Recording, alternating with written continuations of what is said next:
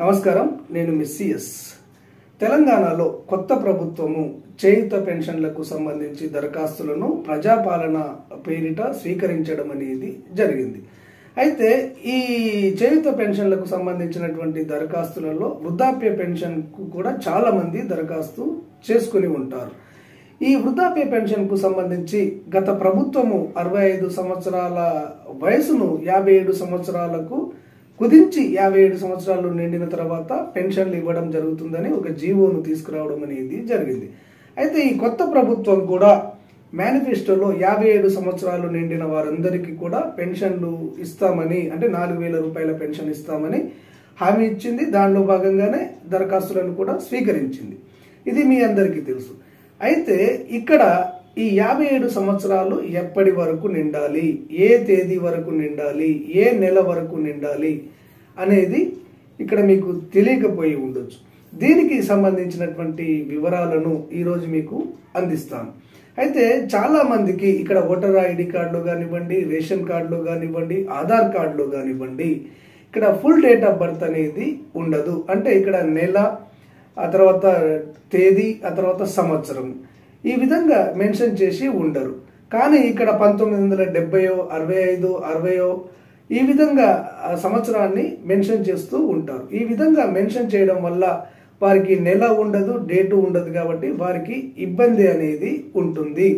కాబట్టి వీరు ఏ నెల వరకు ఈ 57 సంవత్సరాలు నిండి ఉండాలి, ఏ తేదీ వరకు ఈ 57 సంవత్సరాలు నిండి ఉండాలి అన్న దానిపైన ప్రభుత్వం ఒక క్లారిటీని ఇవ్వడం అనేది జరిగింది. ఇక్కడ 1/7ను కన్ఫర్మ్ చేసింది. అంటే 1వ తారీఖు జూలై నాటికి వీళ్ళు 57 సంవత్సరాలు నిండి ఉండాలి అని చెప్పేసి ప్రభుత్వం నిబంధనను తీసుకురావడం అనేది జరిగింది. అర్థమైంది అనుకుంటాను. ఉదాహరణకు ఇక్కడ మీకు ఆధార్ కార్డులో 1970 ఉందనుకోండి. ఈ 1970కి ప్రభుత్వం ఏం చేస్తుందంటే 1/7ను కలుపుతుంది. అంటే 1 జూలై 1970గా మీ ఏజ్ని నిర్ధారించడం అనేది జరుగుతుంది.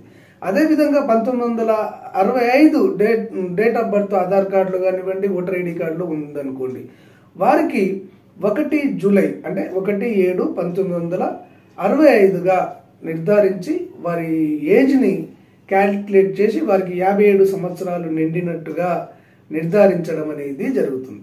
ఈ విధంగా ప్రభుత్వము ఒక కొత్త రూల్ను తీసుకువచ్చింది.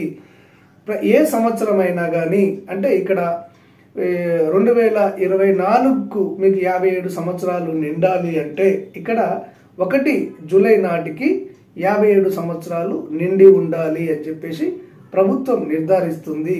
ఆ తేదీ నాటికి మీకు 57 సంవత్సరాలు నిండి ఉంటే ఇక్కడ చేయుత పెన్షన్కు మీరు అర్హులు అని చెప్పేసి నిర్ధారించి మీకు 4,000 రూపాయల పెన్షన్ను శాంక్షన్ చేయడం అనేది జరుగుతుంది. ఓకే ఫ్రెండ్స్, క్లారిటీగా అర్థమైందా? ఏమన్నా కన్ఫ్యూజన్ ఉందా? కన్ఫ్యూజన్ ఉన్నట్టయితే కింద కామెంట్ చేయండి, నేను రిప్లై ఇవ్వడం అనేది జరుగుతుంది. ఈ చేయుత పెన్షన్లకు సంబంధించి ఎలాంటి ఇన్ఫర్మేషన్ ఉన్నా కానీ, ప్రభుత్వం ఎలాంటి కొత్త గైడ్లైన్స్ను తీసుకువచ్చినా, ఈ జీవోలను తీసుకొచ్చినా, విధి విధానాలను ఖరారు చేసినా కానీ వెంటనే అంతర్నేత్ర ఉన్నది ఉన్నట్టుగా నిజమైన సమాచారాన్ని మీకు చేరవేస్తుంది.